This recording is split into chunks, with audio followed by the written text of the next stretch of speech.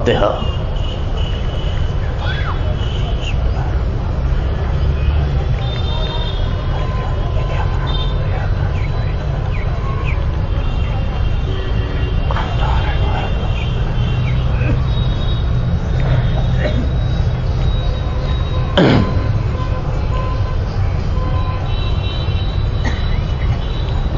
باللہ من الشیطان اللعین الرجیم بسم اللہ الرحمن الرحیم والصلاة والسلام علی اشرف الانبیاء والمرسلین سید الاولین والآخرین شفیع المذنبین ابو القاسم محمد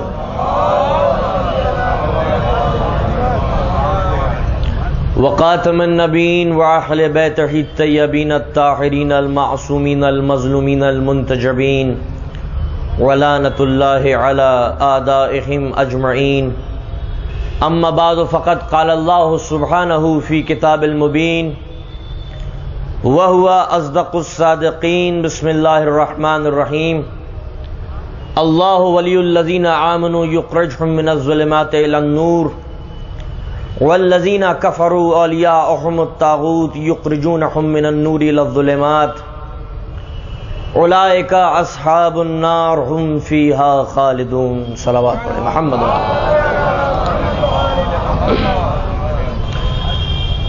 برادران ایمانی، مومنین کرام، عزاداران امام مظلوم،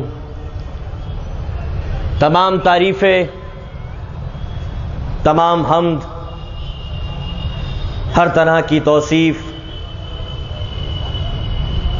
پروردگار عالم کے لیے، اور بے پناہ درود اور سلام رسول اعظم اور ان کی پاک و پاکیزہ آل کے لیے۔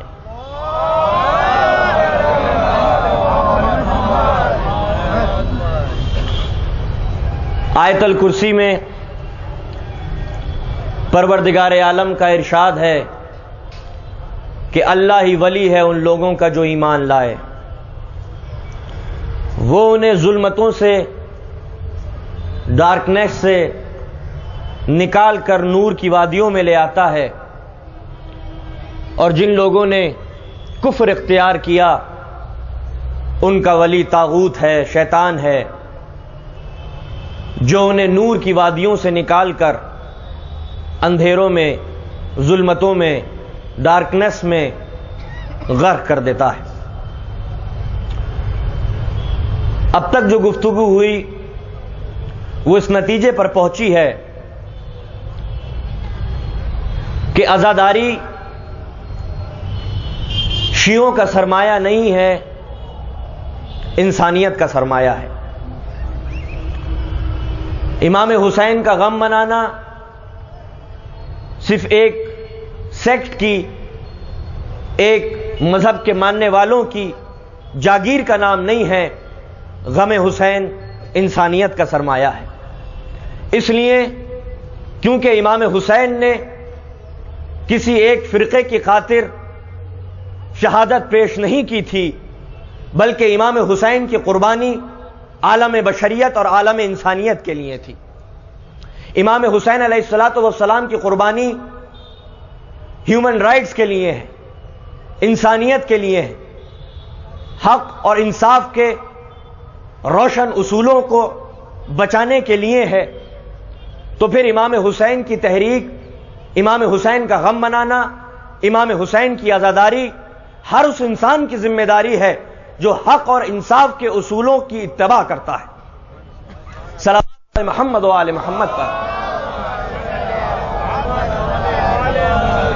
ہم غم امام حسین مظلوم اس لیے مناتے ہیں، ہم یہ مجلسیں اس لیے برپا کرتے ہیں تاکہ سماج میں ایک ایسی طاقت پیدا ہو سکے، ایک ایسی فورس پیدا ہو سکے کہ جو ٹروتھ کو، حق کو تقویت دے اور سمپردائک طاقتوں کو، ظلم کو، ناانصافی کو جڑ سے اکھاڑ پھینکے، تاکہ ہر انسان کے قلب اور اس کی روح اور دل کی گہرائیوں میں حق سے محبت کا جذبہ اور باطل سے نفرت کا جذبہ برقرار رہے. اب یہ مجلس ہے، یہ عزاداری کے رسم و رواج، اس کا انعقاد اس لیے ہوتا ہے تاکہ سماج پرفیکشن کی طرف بڑھے، سماج ارتقاء کی طرف بڑھے، سماج ڈیولپمنٹ کی طرف بڑھے. ہمیں فخر ہے رسول صلی اللہ علیہ وآلہ وسلم اور ان کی پاک و پاکیزہ آل پر، ان کی فیملی پر، کہ جو صرف مسلمانوں کے لیے رول ماڈل نہیں ہیں بلکہ عالم انسانیت کے لیے رول ماڈل ہیں، کیونکہ انہوں نے ڈیولپمنٹ کے لیے کام کیا، انہوں نے سوشل اپلفٹمنٹ کے لیے کام کیا، انہوں نے انصاف اور جسٹس کے لیے کام کیا، انہوں کی قربانیاں سماج میں برابری اور ایکویلٹی کے لیے تھیں. ہمیں فخر ہے کہ وہ ہستیاں ہیں کہ جن سے صرف مسلمان متاثر نہیں ہیں بلکہ ان کا غم ہمارے ہندو بھائی بھی مناتے ہیں، کرسچن بھائی بھی مناتے ہیں، یہودی بھی مناتے ہیں. اور وہ انسان جو کسی مذہب سے، کسی دین سے، کسی فرقے سے، کسی آئیڈیالوجی سے تعلق نہ بھی رکھتا ہو، اگر حق اور انصاف کے اصولوں کو مانتا ہے تو پھر وہ ائمہ اور اہل بیت نبوت سے بنا متاثر ہوئے نہیں رہ سکتا.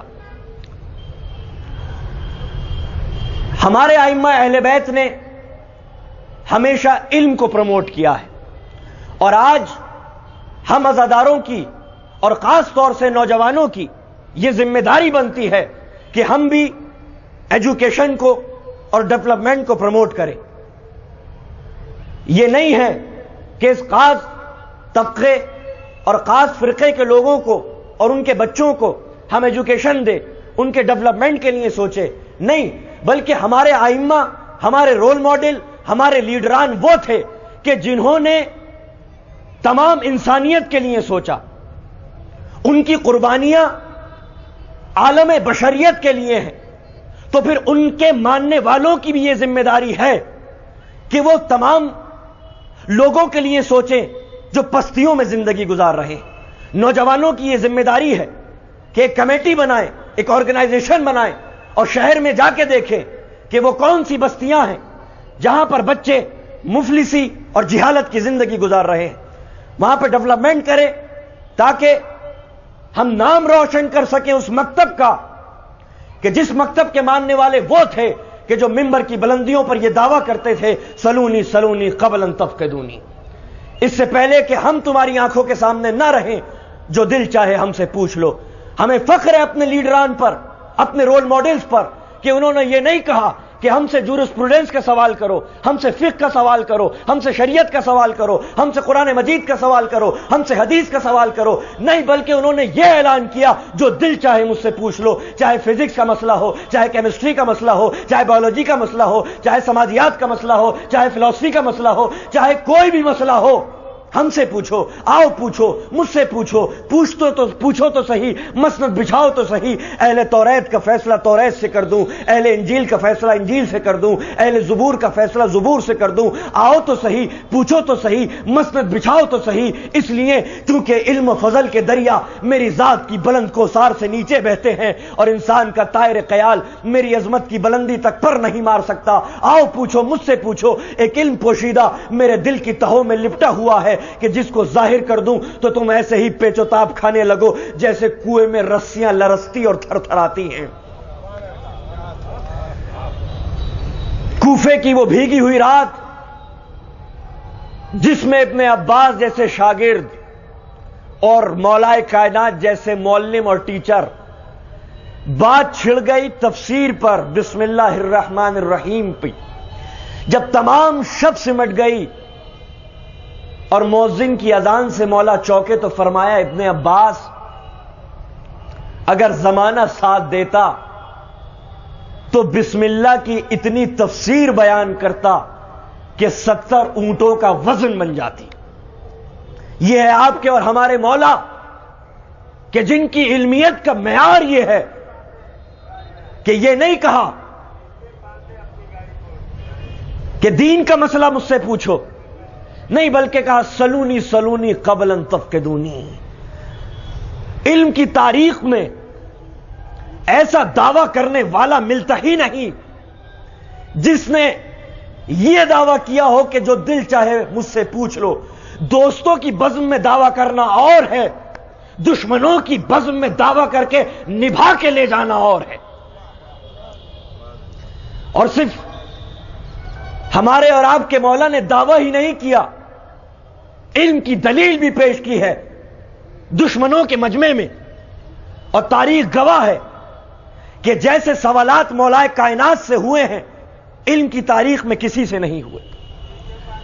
ہمارے مولا وہ ہیں کہ جنہوں نے علم کو پروموٹ کیا، جنہوں نے ایجوکیشن کو پروموٹ کیا، جنہوں نے ڈیولپمنٹ کو پروموٹ کیا، جنہوں نے ایکویلٹی اور برابری کو، مساوات کو پروموٹ کیا۔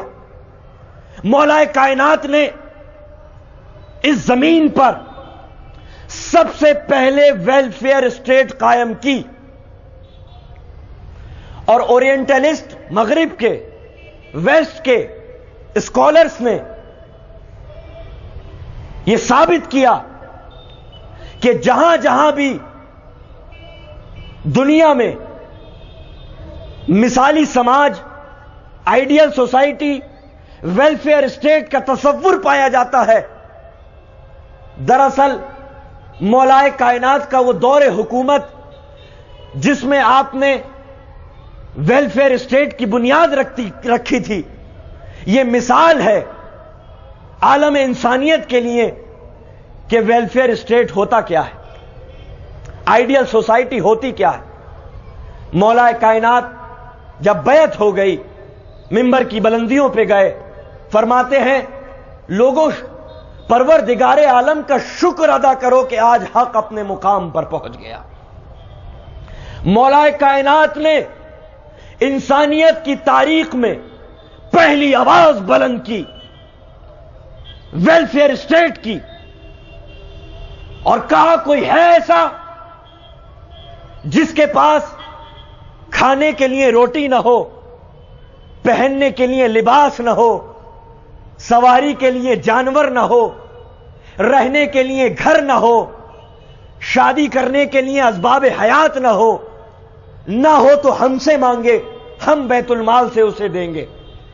آج یہ جو یورپ کے اندر تصور ہے کہ اگر آپ انسان ہیں، اگر آپ ہیومن بینگ ہیں تو یہ آپ کا بیسک رائٹ ہے، بنیادی حق ہے، بحیثیت انسان اگر آپ سانس لیتے ہیں، اگر آپ زندگی گزار رہے ہیں تو آپ کا یہ بنیادی حق ہے، ہیومن رائٹ ہے کہ آپ کو پہننے کے لیے کپڑا دیا جائے، کھانے کے لیے غذا دی جائے، رہنے کے لیے مکان دیا جائے، تاکہ آپ اپنی زندگی بسر کر سکیں۔ یہ تو دنیا نے کچھ عرصے پہلے یہ ویلفیئر اسٹیٹ کی آواز سنی کہ دور حکومت ان لوگوں کو کھانے کو دے گا جن کے پاس کھانے کو نہیں ہے، ان کو جاب دے گا جن کے پاس جاب نہیں ہے، ان کو لباس دے گا جن کے پاس لباس نہیں ہے، ان کو مکان دے گا جن کے پاس مکان نہیں ہے۔ لیکن 1400 برس پہلے ہمارے اور آپ کے مولا نے کوفے کے منبر پہ یہ آواز بلند کی تھی، کوئی ہے جس کے پاس کھانے کو غذا نہ ہو، پہننے کو لباس نہ ہو، سواری کا جانور نہ ہو، رہنے کے لیے مکان نہ ہو، ہم نہیں، اگر نہیں ہے تو ہم سے مانگے، ہم اس کو دیں گے۔ مولا کائنات کا 2 رکعت شکرانے کی نماز پڑھ کے بارگاہ خداوندی میں یہ دعا کرنا کہ پروردگار عالم تیرا لاکھ لاکھ شکر ہے کہ آج میری حکومت میں ہر رہنے والا انسان کے جسم پر لباس ہے، کھانے کے لیے کھانا ہے، رہنے کے لیے مکان ہے۔ صلوات پڑھ دے محمد و آل محمد۔ یہ تھا ویلفیئر اسٹیٹ کا تصور۔ بیت المال سے بہت لوگوں کے وظیفے بنے ہوئے تھے، لیکن اس میں تفریق تھی، کسی کو 12,000 درہم، کسی کو 10,000 درہم، کسی کو 12,000 درہم، کسی کو 6,000 درہم۔ مولا کائنات نے کہا نہیں، سماج میں ایکویلٹی ہونی چاہیے، سماج میں مساوات ہونی چاہیے، سماج میں برابری ہونی چاہیے، سب کو 2,000 تقسیم کر دو۔ مولا کائنات نے ایکویلٹی کا تصور دیا کہ بیت المال سے اگر دیا جا رہا ہے تو پھر سب کو برابر برابر دیا جائے. مولا کائنات گزر رہے ہیں.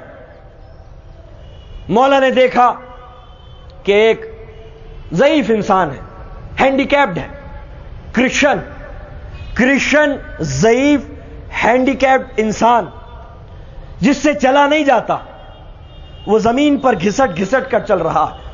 مولا نے پوچھا یہ کون ہے؟ کہا حضور یہ حکومت کے لیے کام کرتا تھا, گورنمنٹ جاب پر تھا, لیکن جب تک صحیح سلامت تھا, ہیلدی تھا, معذور نہیں تھا, ہینڈیکیپ نہیں تھا, حکومت کے کام آتا رہا. لیکن اب جب یہ ہینڈیکیپڈ ہو گیا, معذور ہو گیا, تو اسے جاب سے نکال دیا گیا. مولا کائنات نے کہا نہیں, نظام اسلامی کا یہ تقاضا نہیں ہے کہ انسان جب تک کام آتا رہے, جب تک اسے تنخواہ ملے, اور اگر وہ معذور ہو جائے یا اس کے ساتھ کوئی حادثہ ہو جائے تو حکومت اسے ایسے ہی چھوڑ دے. لہذا میں یہ حکم دیتا ہوں کہ بیت المال سے اس کا پینشن جاری کیا جائے. یہ پینشن کا ویلفیئر اسٹیٹ کا پہلا تصور, یہ تصور پینشن پہلی بار کسی سماج میں مولا کائنات نے اپنے دور حکومت میں عالم بشریت کو بتایا کہ پینشن ہوتی کیا چیز ہے, ویلفیئر اسٹیٹ ہوتا کیا ہے. حفاظت کے نرغے میں رہنے والے, بڑی بڑی باتیں کرنے والے اور ہوتے ہیں, لیکن عوام کے سامنے بنا کسی سیکیورٹی کے آ کے عوام بے خوف ہو کے کم سے کم حاکم وقت سے یہ کہہ سکے کہ آپ میں کمیاں کیا ہیں, آپ کا قصور کیا ہے, آپ کا کمال کیا ہے. وہ مولا جو جسٹس اور عدالت کی ایک مثال ہے کہ اس زمانے میں ویلفیئر اسٹیٹ کا تقاضا یہ ہے کہ اگر کوئی مسافر کسی شہر میں آیا ہے تو اس کو بھی وظیفہ دیا جاتا تھا, اس کو بھی وظیفہ دیا جاتا تھا.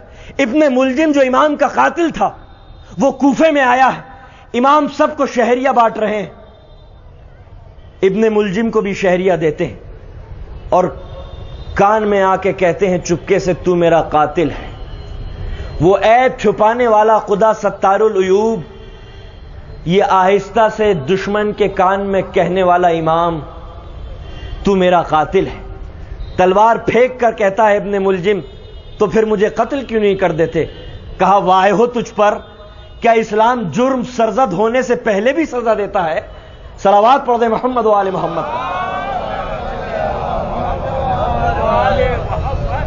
اور جب امام کے ضربت لگی ہے اور امام کا گرم خون آپ کے چہرے کے اوپر آیا ہے تو جس وقت انسان کے منصوبے بکھرتے ہیں اس وقت وہ جاؤ جلال میں آ جاتا ہے, پھر وہ جذبات سے کام لیتا ہے, شعور کی کمندیں ٹوٹ جاتی ہیں اور پھر وہ کرتا ہے جو جذبات کا تقاضا ہوتا ہے, نہ کہ وہ جو شعور کا تقاضا.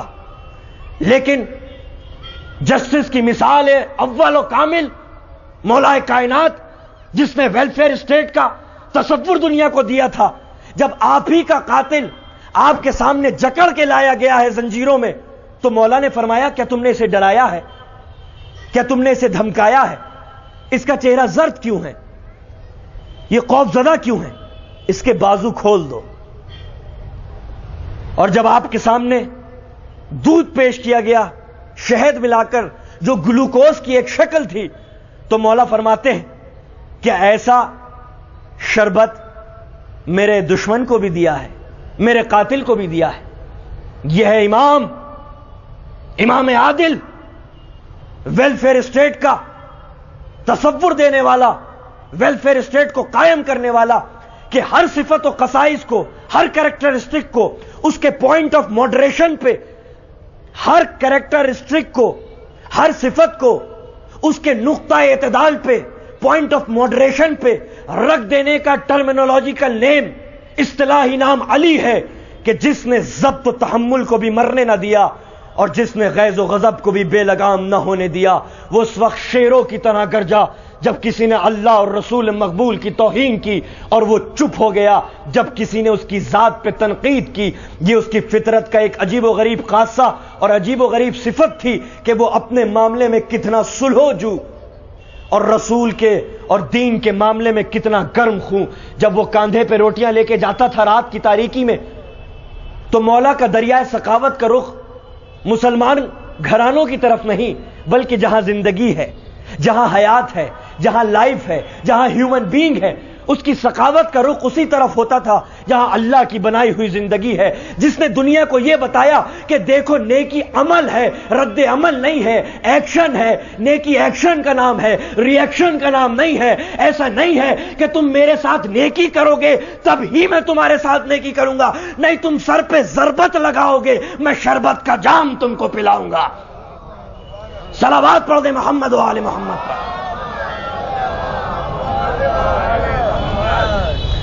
جس نے ویلفیئر اسٹیٹ کا تصور پہلی بار، آج میں صبح کی مجلس میں عرض کر رہا تھا کہ آپ نے سنا ہوگا فوڈ انسپیکٹر کا یہ کام ہوتا ہے کہ وہ جاتا ہے ہوٹلوں میں ریسٹورنٹ میں چھاپے مارتا ہے، دیکھتا ہے کہ کہیں گندگی تو نہیں ہے، کہیں دھول تو نہیں ہے، کھانا ہائیجینک ہے یا نہیں ہے. یہ فوڈ انسپیکٹر کا کام ہوتا ہے. یہاں تو جب بھی ڈھیل ہے، یورپ میں ہم نے دیکھا ہے کہ ایک ترکی ریسٹورنٹ میں دھول آ گئی تھی تو فوڈ انسپیکٹر آیا، اس نے فوراً ریسٹورنٹ کو سیل کر دیا اور اس پہ 10,000 یورو کا فائن بھی لگا دیا. تو وہاں یہ عالم تھا. یہ فوڈ انسپیکشن کا تصور مولائے کائنات نے اپنی دور حکومت میں سب سے پہلے دیا کہ جاؤ بقالوں کے ہاں جاؤ، جو ہوٹلیں ہیں جو کھانا بناتے ہیں، جا کے دیکھو کہ کھانا ہائیجینک ہے کہ نہیں ہے. یہ دنیا آج جان رہی ہے مولائے کائنات نے 1400 برس پہلے فوڈ انسپیکشن کے تصور دے کے بتایا تھا کہ اسلام ہائیجین کو پسند کرتا ہے، نان ہائیجین کو پسند نہیں کرتا. صلوات پڑھے محمد و آل محمد. تو اہل بیت نبوت وہ تھے جنہوں نے ڈیولپمنٹ، سویلائزیشن کو پروموٹ کیا ہے، ایکویلٹی کو اور جسٹس کو پروموٹ کیا ہے. مولائے کائنات کی زرہ چوری ہو گئی جنگ صفین میں. شک تھا ایک یہودی کے اوپر، مولائے کائنات نے کورٹ آف جسٹس میں کیس درج کرا دیا. اب یہودی کورٹ میں پہلے سے موجود تھا، مولائے کائنات آنے والے تھے. جب مولائے کائنات داخل ہوئے ہیں کورٹ میں تو حاکم شرع جو تھا، جو جج تھا، جو جسٹس تھا، جب اس نے دیکھا کہ امیر المومنین آ رہے ہیں تو پے تعظیم کھڑا ہو گیا. پے تعظیم کھڑا ہو گیا اور کہا السلام علیکم یا ابو الحسن یا امیر المؤمنین.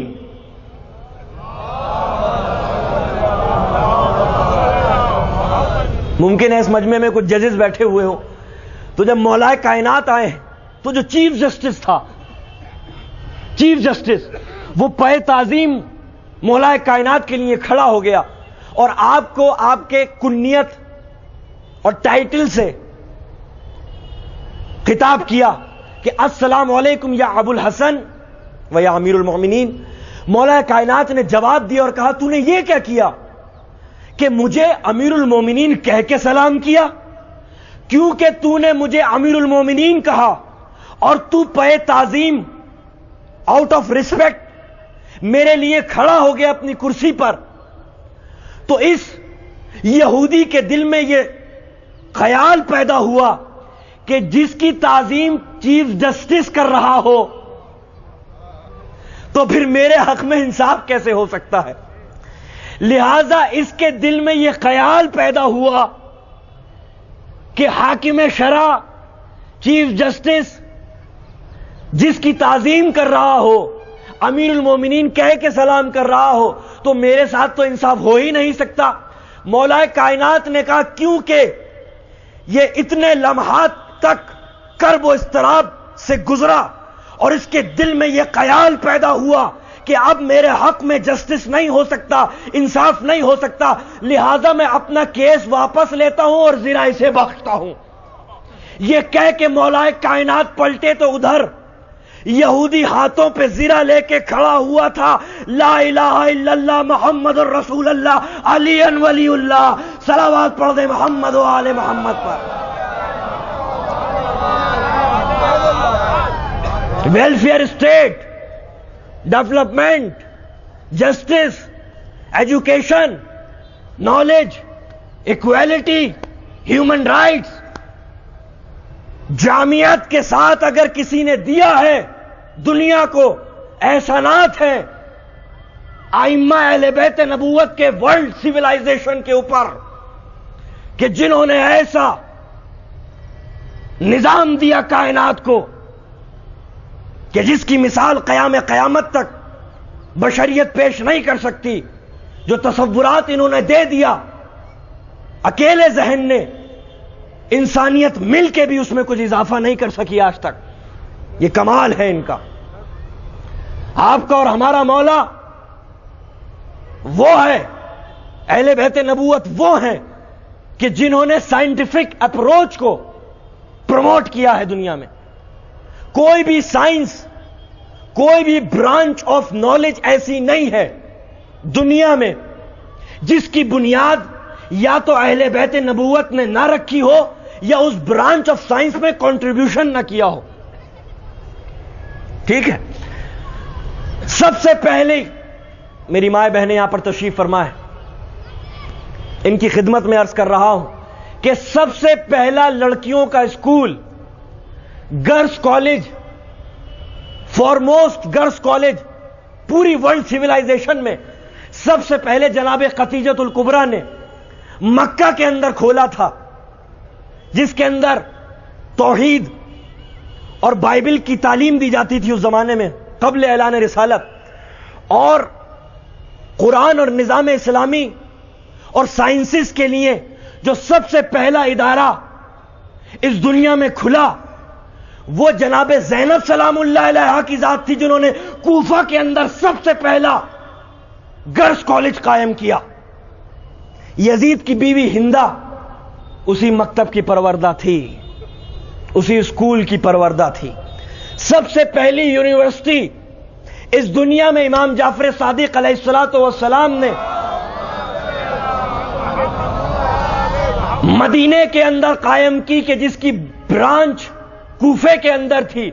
4000 اسٹوڈنٹس کوفے کے اندر تھے، اس سے زیادہ طلاب مدینے کے اندر تھے، جس کے اندر سائنس پڑھائی جاتی تھی، فزکس پڑھائی جاتی تھی، کیمسٹری پڑھائی جاتی تھی، بایولوجی پڑھائی جاتی تھی، ایسٹرونومی پڑھائی جاتی تھی، جغرافی پڑھائی جاتی تھی، فلسفی پڑھائی جاتی تھی، قرآن مجید کی تفسیر پڑھائی جاتی تھی، علم نحو پڑھایا جاتا تھا، فلسفہ پڑھایا جاتا تھا، نظام زندگی پڑھایا جاتا تھا.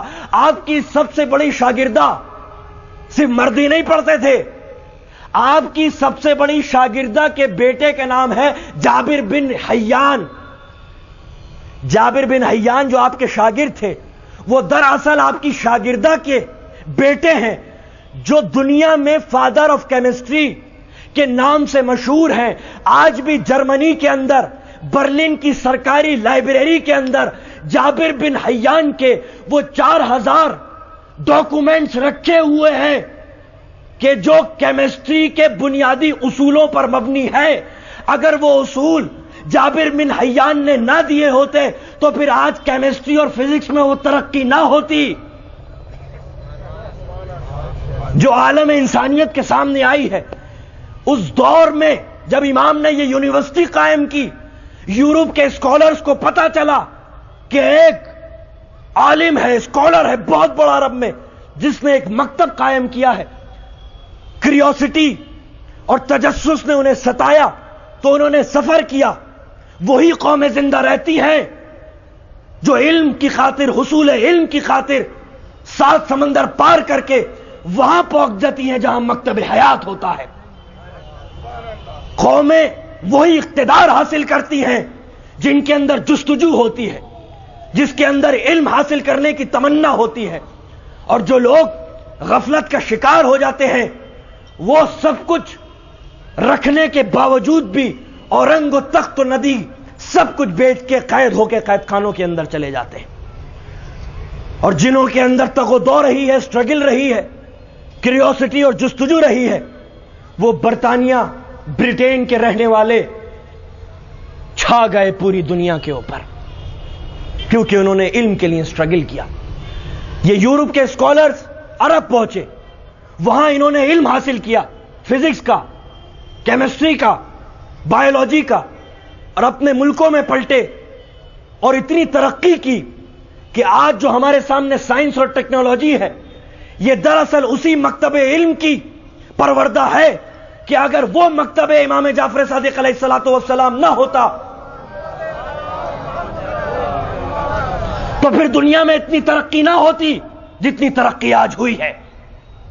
ہم صرف فخر کرتے رہ گئے کہ ہمارے ائمہ ایسے ہیں اور جو ان کا سرمایہ تھا وہ غیر لے اڑے.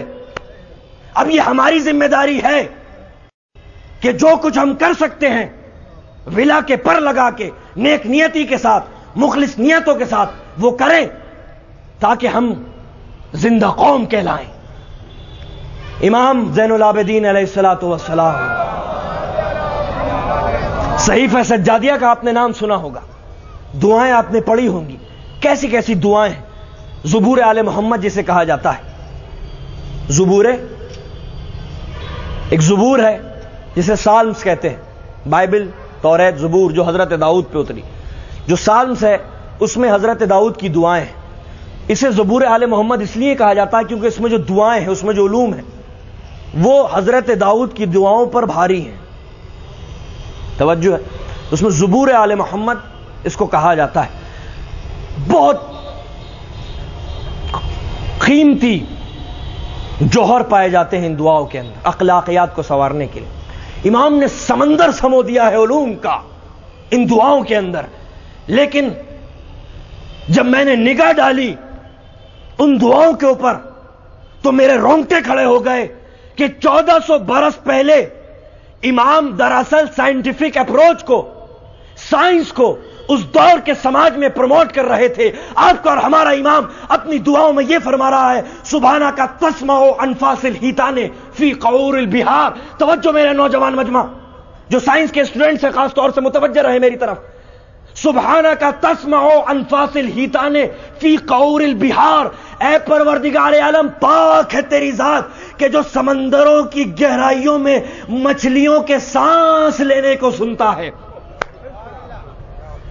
یہ تو 50 برس پہلے پتا چلا، 50 ایئرز بیک، کہ پانی کے اندر آکسیجن ہوتی ہے اور یہ جو آبائی جانور ہیں، یہ جو آبائی جانور ہیں جو پانی میں رہتے ہیں یہ سانس لیتے ہیں، یہ آکسیجن لیتے ہیں. یہ تو 50 برس پہلے پتا چلا ہے نا. لیکن آپ کو اور ہمارا امام 1400 سال پہلے اپنی دعا کے کلمات میں سائنس کے دریچے کھول رہا ہے اپنے ماننے والوں کے لیے کہ لوگوں دیکھو، پروردگار عالم کی ذات پاک وہ ہے کہ جو سمندروں کی گہرائیوں میں مچھلیوں کے سانس لینے کو سنتا ہے. اور صرف تو ہی نہیں سنتا، تیرا یہ بندہ بھی سنتا ہے. اگر یہ نہ سنتا تو اسے پتا کیسے چلتا کہ تو مچھلیوں کے سانس لے کو سن رہا ہے. صلوات پڑھے محمد و آل محمد. اب سنیے، حیرت زدہ ہوئی ہے اور سر پیٹیے کہ قومیں ہم سے کس طرح کی نعمتیں چھین کے لے گئیں. آپ کو اور ہمارا امام فرما رہے ہیں، سبحانہ کا تعلم وزن السماوات. پاک ہے تیری ذات کے جو آسمانوں کے وزن کو جانتا ہے. یہ تو ابھی پتا چلا ہے نا 25 برس پہلے کہ آسمانوں کا ایٹماسفیئر کا ویٹ ہے. سبحانہ کا تعلم وزن الارضین. پاک ہے تیری ذات کے جو زمینوں کے، زمین کے نہیں، پلانٹس کے وزن کو جانتی ہے تیری ذات. آج یہ ممکن ہو سکا ہے، سائنس کے اسٹوڈنٹ میری تصدیق کریں گے کہ یہ ممکن ہو سکا ہے کہ یہ جو سیارہ ہے ہمارا ارتھ، اس کا وزن، اس کا ویٹ ہم نکال سکتے ہیں کہ اس کا وزن کتنا ہے. 1400 برس پہلے ہمارا امام فرما رہا ہے، سبحانہ کا تعلم وزن السماوات، سبحانہ کا تعلم وزن الارضین، سبحانہ کا تعلم وزن الشمس والقمر. پاک ہے تیری ذات کے جو سورج کے وزن کو جانتی ہے، پاک ہے تیری ذات کے جو چاند کے وزن کو جانتی ہے. سبحانہ کا تعلم وزن النور. پاک ہے تیری ذات کے جو نور کے ویٹ کو جانتی ہے. یہ جو وولٹیج ہے یہ کیا ہے؟ یہ نور کا ویٹ ہے. امام متوجہ کر رہے ہیں ذہنیتوں کو کہ ترقی کرو، دنیا کے خزانے اپنے ہاتھوں میں لو، دیکھو پروردگار عالم نے کون کون سی نعمتیں دنیا میں تمہارے لیے چھپا رکھی ہیں، ڈسکوری کرو، دیکھو کہ روشنی کا بھی وزن ہوتا ہے۔ لیکن عزاداروں، مومنوں، میرے مولا کے ماننے والوں، آج 1400 برس ہو گئے مولا کی اس دعا کو کیے ہوئے، لیکن دنیا یہ جان سکی ہے کہ روشنی کا وزن کیا ہوتا ہے۔ لیکن آپ کو اور ہمارا مولا یہ فرما رہا ہے، سبحانک تعلم وزن النور والظلمات، پاک ہے تیری ذات کہ جو اندھیرے کے وزن کو جانتی ہے۔ دنیا آج تک نور کے وزن کا تو پتہ لگا سکی ہے، اندھیرے کا وزن کا پتہ نہیں لگا سکی۔ صلوات پڑھیں محمد و آل محمد۔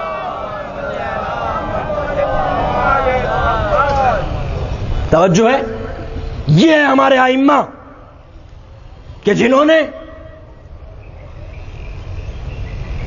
انسانیت کا درس دیا، علوم کا درس دیا۔ ہم تو ایسا دعویٰ کرتے ہیں اپنے رول ماڈلز کے لیے، اپنے لیڈران کے لیے، کہ وہ دعویٰ کوئی اور نہیں کر سکتا۔ نوجوان میرے متوجہ رہیں، وہ دعویٰ یہ ہے کہ کوئی انسان لے کے آؤ، کوئی بھی انسان۔ توجہ رکھیے گا میری طرف، ینگسٹرز خاص طور سے، بہت سائنٹیفکلی گفتگو کر رہا ہوں، فضائل اہل بیت نبوت۔ کوئی بھی انسان ایسا لے کے آؤ جو یہ دعویٰ کرے کہ میں نے کسی امام سے کوئی سوال کیا، کوئی بھی سوال، فقہ کا نہیں، شریعت کا نہیں، قرآن کا نہیں، کوئی بھی سوال کیا ہو دنیا، چاہے وہ زمین و آسمان سے تعلق رکھتا، چاہے وہ فزکس اور کیمسٹری سے تعلق رکھتا، چاہے وہ اکانومکس یا میتھمیٹکس سے تعلق رکھتا، امام نے اس کا سوچ کے جواب دیا، سوچ کے۔ یعنی کوئی سوال کیا، ہر سوال کا جواب تو میں نہیں جانتا ہوں، آپ اگر مجھ سے کوئی سوال کریں گے تو ممکن ہے کہ میں سوچوں کہ اس کا جواب کیا ہے۔ لیکن ہمارے رول ماڈلز وہ ہیں کہ کوئی جھوٹے سے جھوٹا انسان بھی یہ دعویٰ کر ہی نہیں سکتا کہ میں نے کسی امام سے کوئی سوال کیا اور اس معصوم نے، اس انفیلیبل نے اس سوال کا سوچ کے جواب دیا ہو۔ اگر سوچ کے جواب دے تو غائب ہے، اور اگر فوراً جواب دے دے تو حاضر ہے، ناظر ہے۔ یہی وجہ ہے جب کسی نے پوچھا تھا مولا سے کہ مولا جب بھی آپ سے کوئی سوال کیا جاتا ہے تو آپ سوچتے نہیں ہیں، کہا تیرے ہاتھوں میں کتنی انگلیاں ہیں؟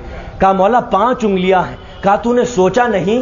کہا مولا سوچنے کی ضرورت کیا ہے، ہاتھ میرے سامنے ہیں، انگلیاں میرے سامنے ہیں۔ مولا فرماتے سمجھ لے کائنات بھی ہمارے سامنے ہاتھ کی طرح ہے، سوچنے کی ضرورت نہیں ہے۔ صلوات پڑھ دے محمد و آل محمد۔ کیونکہ علوم 2 طرح کے ہوتے ہیں، ایک وہ علم کہ جو کوشش سے حاصل کیا جاتا ہے، ایک وہ جو گاڈ گفٹڈ ہوتا ہے۔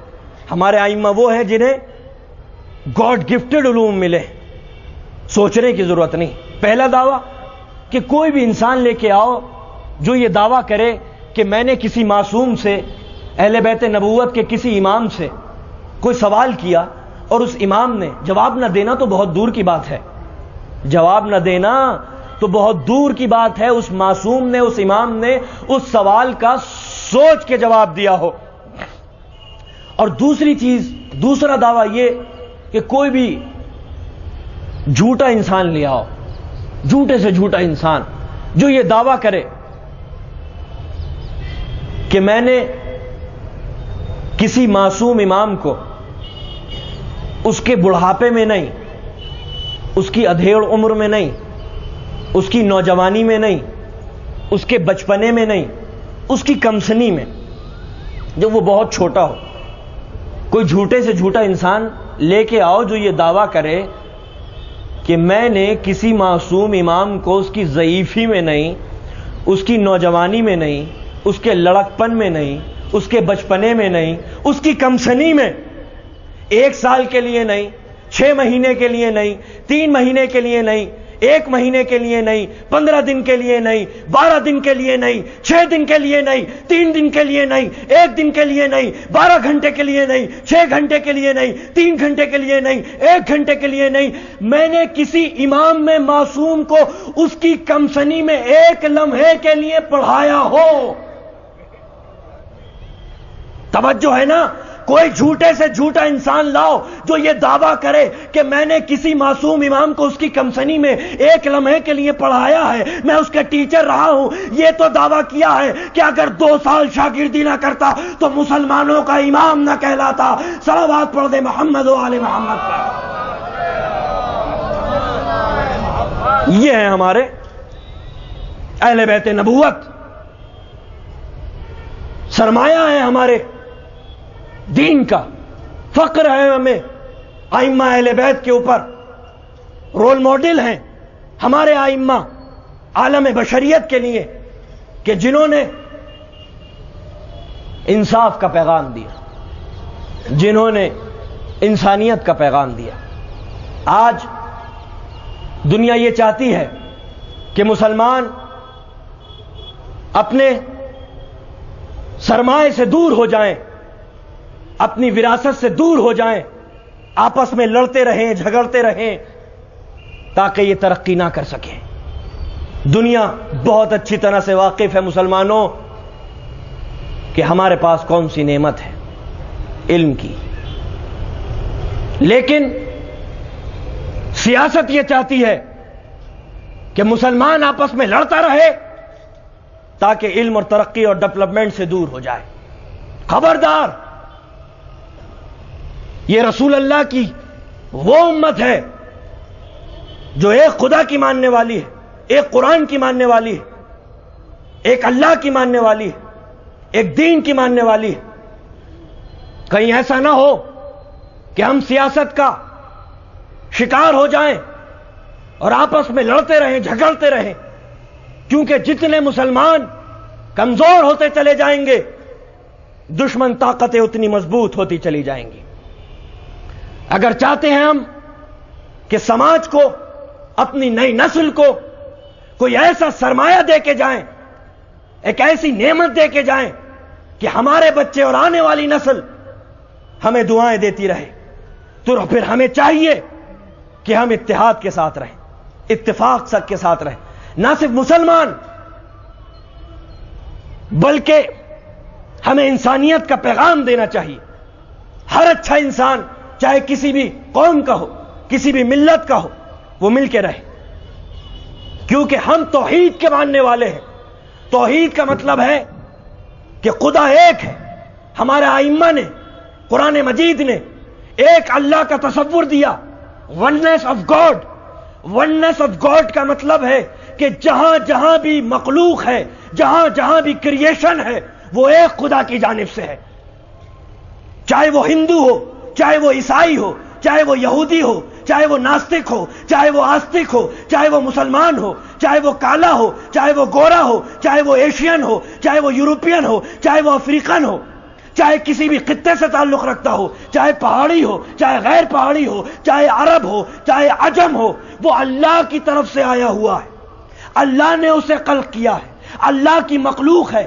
تو وننس آف گاڈ کا مطلب یہ ہے، ایک خدا کے ماننے والوں کا طرز عمل یہ ہونا چاہیے کہ تمام مخلوقات ایک اللہ کی طرف سے ہے، ایک خدا کی طرف سے ہے. تو جب ایک خدا کی طرف سے ہے تو تمام انسانیت ایک فیملی کی طرح ہے. کسی بھی طرح کا کوئی بھی تعصب انسان کے دلوں میں نہیں ہونا چاہیے، کیونکہ سب اللہ کی مخلوق ہے. فطرتاً ہر بشر ایک ہے. جس چیز سے مسلمان کو نقصان پہنچتا ہے، مسلمان کو تکلیف ہوتی ہے، اسی چیز سے چاہے وہ ہندو ہو، عیسائی ہو، کسی بھی دھرم کے ماننے والا ہو، اسے تکلیف ہوتی ہے. جس چیز سے اسے خوشی ہوتی ہے اسی چیز سے اسے خوشی ہوتی ہے. اس کا مطلب یہ ہے کہ یہ بظاہر الگ الگ پروڈکٹ ہیں مگر ایک فیکٹری کے مینوفیکچرڈ ہیں، کیونکہ ان کی صفات ایک ہیں، ان کی اوصاف ایک ہیں، ان کی کریکٹرسٹکس ایک ہیں. تو ضرورت ہے کہ آج ہم وقت کے تقاضوں کو سمجھے کہ ہمیں نئی نسل کو پڑھانا ہے، اسے کامیاب بنانا ہے، اگر لڑتے رہے، جھگڑتے رہے، پروپیگنڈے میں آتے رہے، جذبات سے کام لیتے رہے، شعور سے کام نہیں لیا، ضبط و تحمل سے بھی کام نہیں لیا، پیشنس سے کام نہیں لیا، وژڈم سے کام نہیں لیا، تو پھر متاثر ہوگی ہماری آنے والی نسل۔ سلام ہو کروں گا میں ان بزرگوں کو کہ جنہوں نے آج سے ہزاروں سال پہلے مکتب قائم کیے، اسکول قائم کیے، محنتیں کی، اور آج انہی کی نسل پھل پا رہی ہے جن کے بزرگوں نے قربانیاں دی تھیں، محنتیں کی تھی، اور آج ان کی نسل ضائع ہو چکی ہے کہ جنہوں نے اپنی زندگی کو ایسے ہی گزار دیا۔ ضرورت ہے کہ ہم لوگ، کل بھی میں نے عرض کیا تھا کہ عزاداری سب کا سرمایہ ہے، ضرورت اس بات کی ہے کہ ہم اپنی مجلسوں کو عام کر دیں، اپنے میسج کو عام کر دیں، کیونکہ کربلا کا میسج انسانیت ہے، ایکویلٹی ہے، پیس ہے، نان وائلنس ہے، ٹروتھ ہے، جسٹس ہے۔ تو جب یہ پیغامات ہیں کربلا کے، تو پھر تمام انسانیت کا سرمایہ ہے۔ یہ جو منتشر ہو کے ہم لوگ عزاداری کر رہے ہیں، اگر متحد ہو کے کرنے لگیں تو پھر اس سے بہتر انسانیت کو ایک پلیٹ فارم پہ جمع کرنا، اس سے بہتر نہ کوئی پلیٹ فارم ہو سکتا ہے، نہ کوئی ذریعہ ہو سکتا ہے، کیونکہ امام حسین کا مکتب عشق کا مکتب ہے، امام حسین کا مکتب محبت اور انسانیت کا مکتب ہے، کہ جس کے سینے میں بھی دل دھڑکتا ہے، جو بھی جذبات رکھتا ہے اور شعور رکھتا ہے، وہ امام حسین کو اپنا امام مانتا ہے۔ مسلمانوں کے اندر اتفاق اور اتحاد قائم کرنے کے لیے اور دنیا کو انسانیت کا، پیس کا، نان وائلنس کا پیغام دینے کے لیے عظمت محمد و آل محمد پر بلند ترین صلوات پڑھ دیجیے۔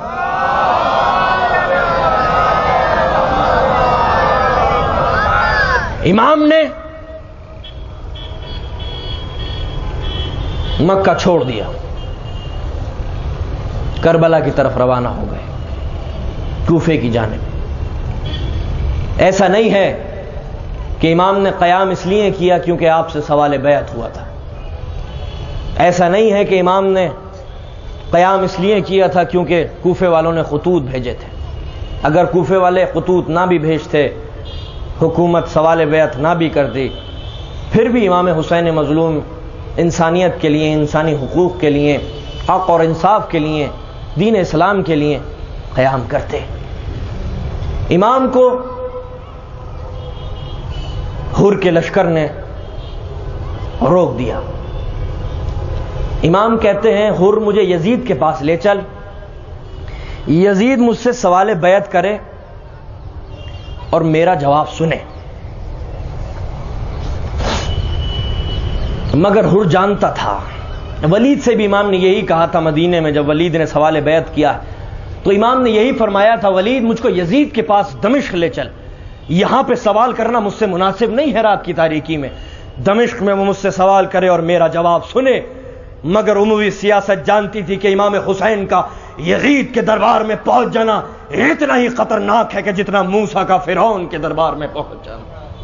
چند دن پہنچے تھے ابو ذر غفاری تو شام کی در و دیوار ہلنے لگے تھے، تو جب غلام پہنچتا ہے تو شام کی در و دیوار ہلتے ہیں، کہیں شہزادہ پہنچ جائے، انقلاب نہ آ جائے۔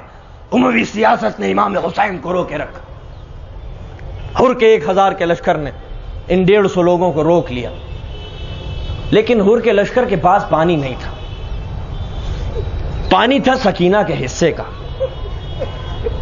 درس انسانیت دینے جا رہا، درس انسانیت، کیونکہ ان کے جو مصائب ہیں نا وہ ان کے فضائل بھی ہیں، اور اکثر ہم فضائل کی رو میں، مصائب کی رو میں ان کے فضائلوں کو فراموش کر دیتے ہیں۔ ان کے فضائل ان کے مصائب ہیں اور ان کے مصائب ان کے فضائل ہیں، یہ میرا جملہ یاد رکھیے گا۔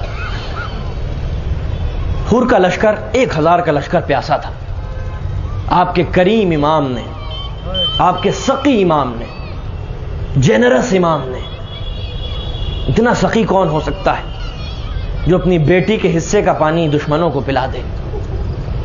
کہا عباس حر کے لشکر میں پانی تقسیم کر دو.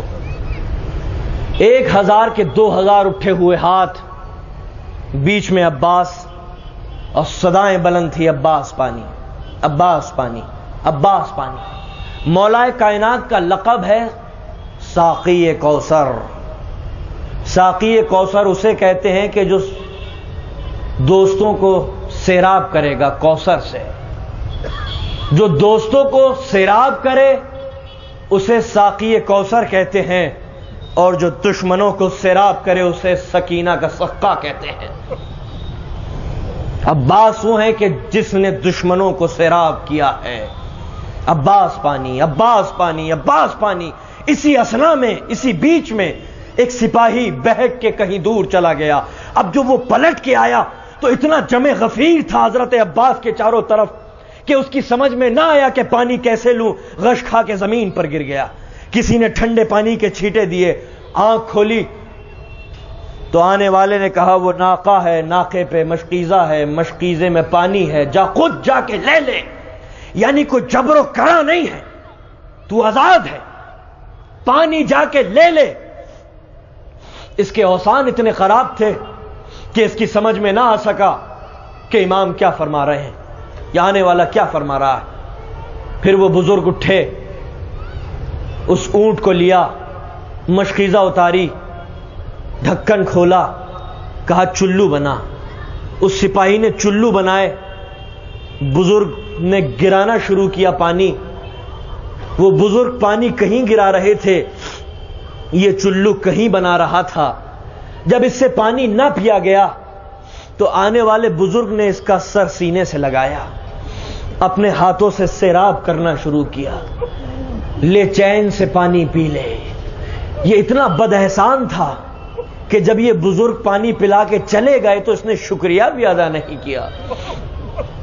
اگر ہمیں کوئی یہ قطرہ آب بھی پلا دے تو مکتب اہل بیت کا تقاضا یہ ہے کہ اس کا شکر ادا کرو. گریٹفل رہو اس انسان کے لیے کہ جو تم پہ ذرہ برابر بھی احسان کرے.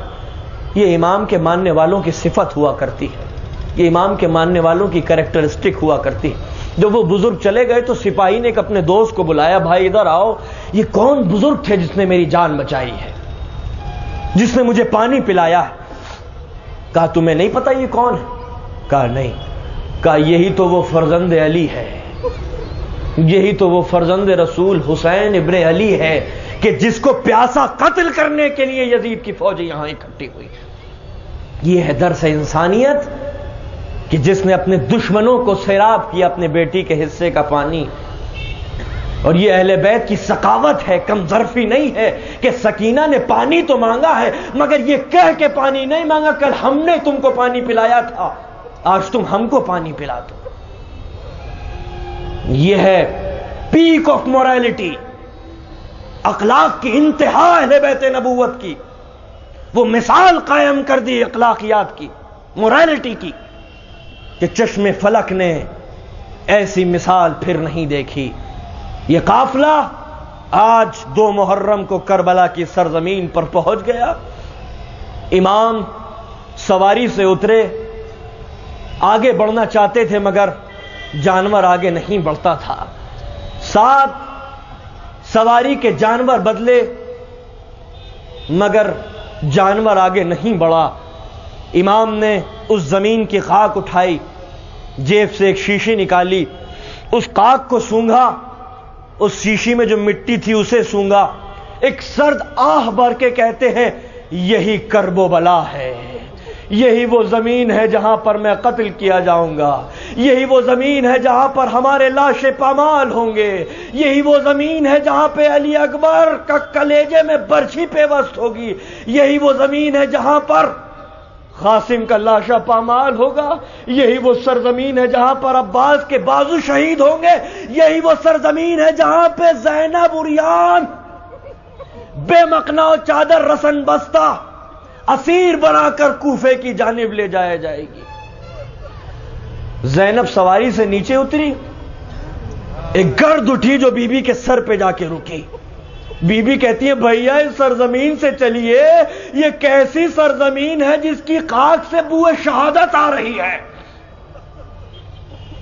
کربلا کی خاک میں لہو کی خوشبو پیوست ہے۔ اے میرے ماں جائے، کہا اے زینب وعدہ بھول گئی؟ یہی تو وہ سرزمین ہے جہاں پر ہمیں قتل کیا جائے گا۔ فرزند رسول نے خیمے نصب کرنے کا حکم صادر کیا، خیمے نصب ہو گئے۔ ظالم یہ حکم صادر کرتا ہے کہ خیمے فرات کے کنارے سے ہٹا لیے جائیں۔ اب تک وہ عباس جو مدینے سے مکہ اور مکہ سے کربلا تک خاموش تھا، ایک مرتبہ عباس کو جلال آیا اور اب حضرت عباس کہتے ہیں تم مجھ سے گفتگو کرو، علی اکبر سے کیا گفتگو کر رہے ہو؟ امام حسین نے حضرت عباس کو مدینے میں روکا تھا، مکہ میں روکا تھا، اس وقت روکا تھا جب حضرت مسلم کی شہادت کی خبر آئی تھی، لیکن یہ وہ وقت تھا کہ جب حضرت عباس کو جلال آیا ہے کہ سکینہ کے خیمہ فرات کے کنارے سے ہٹا لو، کہ امام حسین نے پھر ہمت نہیں کی کہ حضرت عباس کو روکے، جناب زینب کے خیمے میں آ کے کہتے ہیں اے زینب عباس کو جلال آ گیا ہے۔ ایک مرتبہ عباس کا ہاتھ قبضہ شمشیر پہ تھا، جناب فضہ آئیں، ادب سے سر جھکا لیا، حضرت عباس نے فضہ کو دیکھا، کہتے ہیں اے فضہ شہزادی کا کوئی حکم ہے کیا؟ نہ جانے فضہ نے عباس کے کانوں میں کیا کہہ دیا عزادارو کہ وہ ہاتھ جو قبضہ شمشیر پر تھا اب اس میں لرزہ طاری ہونے لگا۔ اے فضہ شہزادی سے جا کے کہہ دو سر سے ردا نہ اتارے، عباس تلوار نہیں چلائے گا۔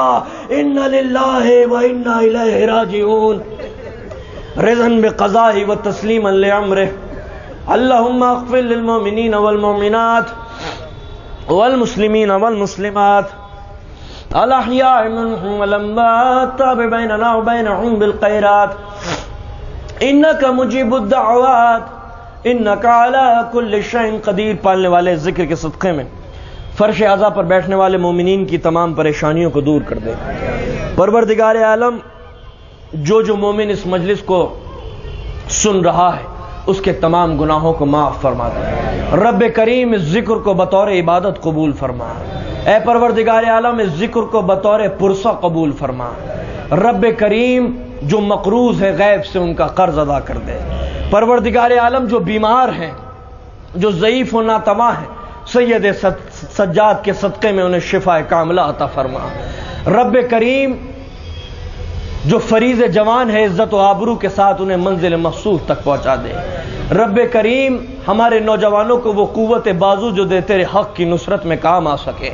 پروردگار عالم خدا نخواستہ کوئی ایسا جوان ہماری قوم میں ہو کہ جو صوم و صلات کا پابند نہ ہو، اسے صوم و صلات کا پابند بنا دے۔ رب کریم خدا نخواستہ اگر کوئی جوان ایسا ہو کہ جو امام حسین مظلوم کی عزاداری کو ہلکا سمجھتا ہو، پروردگار عالم عزاداری کی عظمتوں کو اس کی دل کی گہرائیوں میں پیوست کر دے۔ پروردگار عالم غیر اسلامی طاقتوں کو نابود قرار دے۔ رب کریم پرچم توحید کو سر بلندی عطا فرما۔ رب کریم یہ دنیا ظلم اور جور سے بھر چکی ہے، ان زخموں کا بس ایک ہی مداوع ہو سکتا ہے، مسلمانوں کی صفوں میں اتحاد و اتفاق قائم رکھ اور حضور کے ظہور میں تعجیل عطا فرما۔ وآخر الدعوانا ان الحمد للہ رب العالمین۔